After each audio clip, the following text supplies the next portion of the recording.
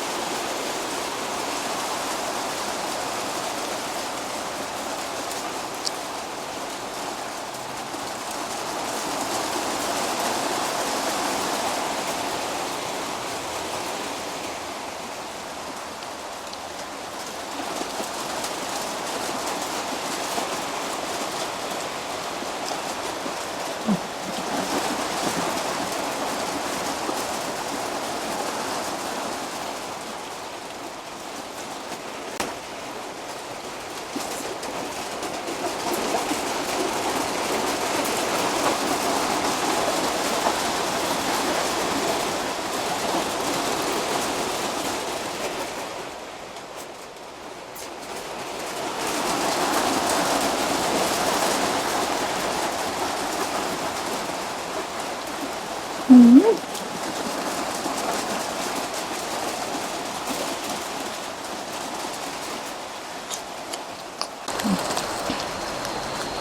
แคบหมูใส่น้ำเพียง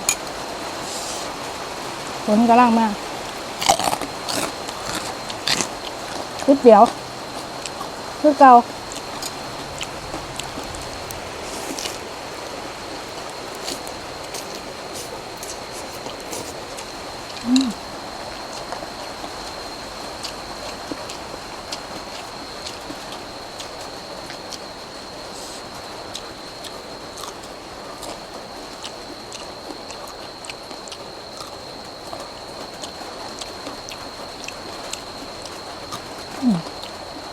นี่ยังสวง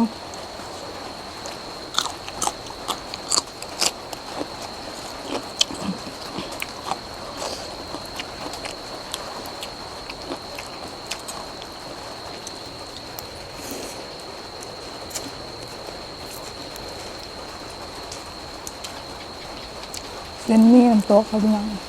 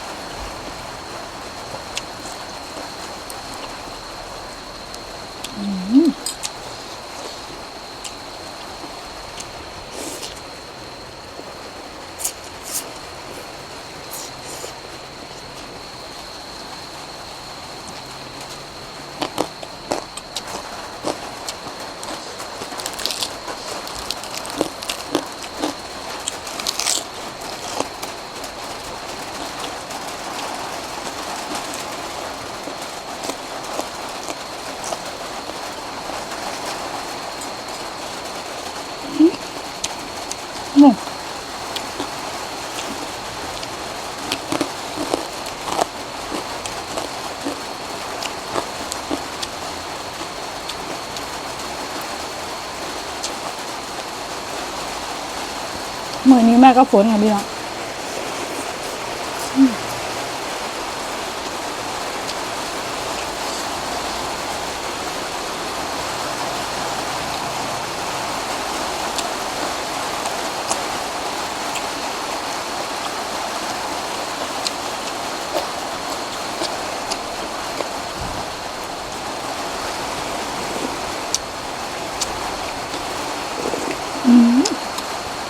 แบบพัก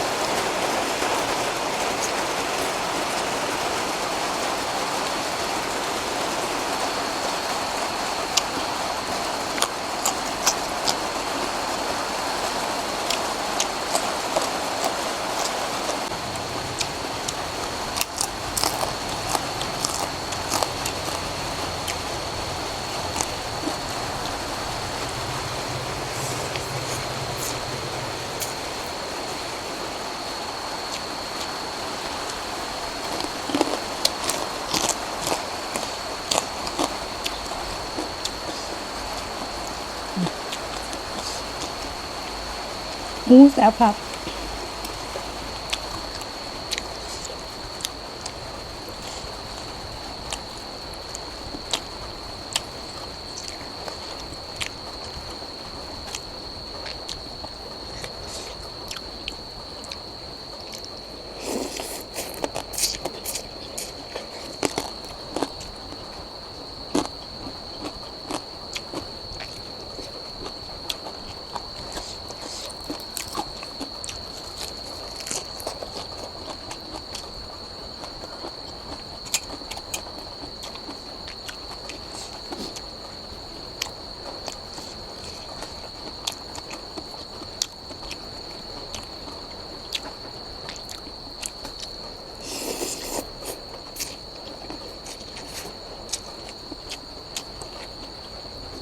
ก๋วยเตี๋ยวเนี่ยสุดแซ่บไปค่ะบรรยากาศฝนตก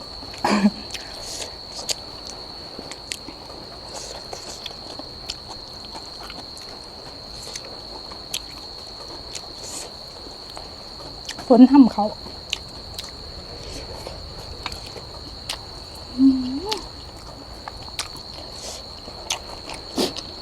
ครับ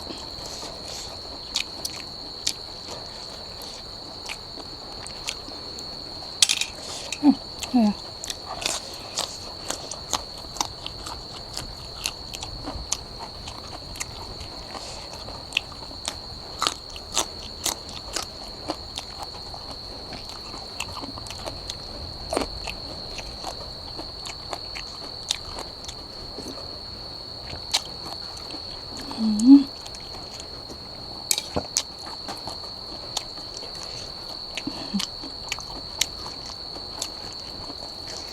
ตัวดินโรยแบบอย่างเงี้ย